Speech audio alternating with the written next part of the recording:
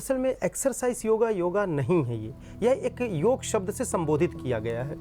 और योग, ध्यान और आत्म साक्षात्कार, क्या ये भी अलग अलग हैं?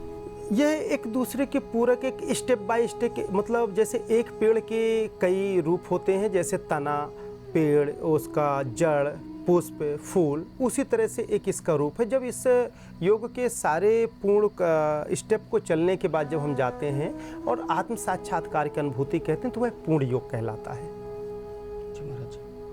महाराज जी, अगर यह योग इतना आवश्यक है तो ये विलुप्त क्यों है महाराज जी? इसको सब लोग क्यों नहीं जानते? इसका लाभ अब तक लोग क्यों नहीं ले पाए? अगर ये इतना आवश्यक है तो इसको तो हर किसी को जानना चाहिए था। ये लोगों से क्या छिपाया गया है या इतना गूढ़ है, इतना कठिन है कि इस तक पहुंचना कठिन है, ऐसा कुछ? देखिए, गूढ़ तो है, पर किसी भी चीज़ को जब समझने का विचार बना लें तो सबसे सरल योग ही है, क्योंकि योग की जो क्रिया है हम चलते फिरते कर सकते हैं और हमारे अंतर काया में वह विराजमान है। जो चीज़ हमारा खुद का हो वह हमसे कभी दूर और गूढ़ हो ही नहीं सकता है। दरअसल में या तो हमारे ज्ञानी, ध्यानी, योगी, संत, ऋषि, मुनि या तो उस तरह की क्रिया से अवगत नहीं है, या अवगत है तो बताना नहीं चाह रहे हैं। दोनों बात हो सकती है।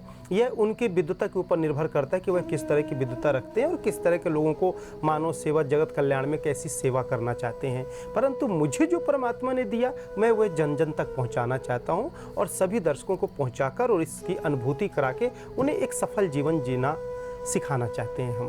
जी महाराज जी। महाराज जी, मैंने एक नाभा जी संत जी, जिन्होंने भक्तमाल की रचना की। वो कहते हैं पूर्व जन्म में ब्रह्मा जी थे, ब्रह्मा जी का ही अवतार थे नाभा जी।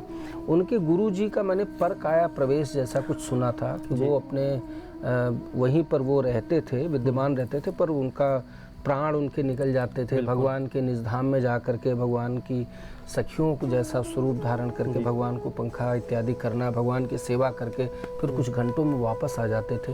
ये पर काया प्रवेश ही क्या योग है क्या, या कुछ अलग है? हाँ, ये अपने प्राचीन परंपरा में परकाया प्रवेश, प्राण विखंडन, ब्रह्मांड की सैर, आत्म साक्षात्कार, ये मैं आप लोगों को शायद जब से हमारा ये चल रहा है एपिसोड तब से मैं इस बात को बार बार रिपीट कर रहा हूँ। और रिपीट करने का तात्पर्य यह है कि कलयुग में यह पूर्णतः विलुप्त हो चुकी है। विलुप्त होने के चलते परमात्मा हो सकता है मेरी काया के माध्यम से पुनः हर जन जन भटके हुए मानव प्राणियों तक यह क्रिया पहुंचाकर सबको अपने से जोड़ना चाह रहा हो, इसलिए यह क्रिया होती थी। ठीक इसी प्रकार कहना तो नहीं चाहिए कि अपने लफ्ज़ों से खुद शोभा नहीं देता, परंतु कभी ऐसा मौका है तो आप लोगों के बीच में करके दिखाएंगे और लोगों को भी ऐसी क्रिया से अवगत करा के उनको सिखाएंगे ताकि वो भी इस तरह से परकाया प्रवेश कर सकें। यह क्रिया परमात्मा ने मुझे भी दे रखा है और गॉड गिफ्टेड है मुझे, मैंने किसी से सीखा नहीं, मुझे दैविक शक्तियों के रूप से 16 वर्ष की आयु में प्राप्त हुआ। तो जब हम परकाया प्रवेश पे करते हैं तो परकाया प्रवेश जब शरीर से निकलते हैं तभी संभव जब आत्म साक्षात्कार की स्थिति आपकी होगी। यदि आपके आत्म साक्षात्कार अपने मूलभूत अपने अंतर आत्मा को आप नहीं जान पाएंगे, महसूस नहीं कर पाएंगे, तो परकाया प्रवेश हो ही नहीं सकता। ऐसी क्रिया होती हैं और आज भी कुछ लोगों में है, परंतु यह क्रिया लोगों तक लोगों ने नहीं पहुंचाया या विद्वान जन, हमारे संत जन नहीं पहुंचाए, जिस कारण धीरे धीरे यह पृथ्वी से विलुप्त होती चली गई।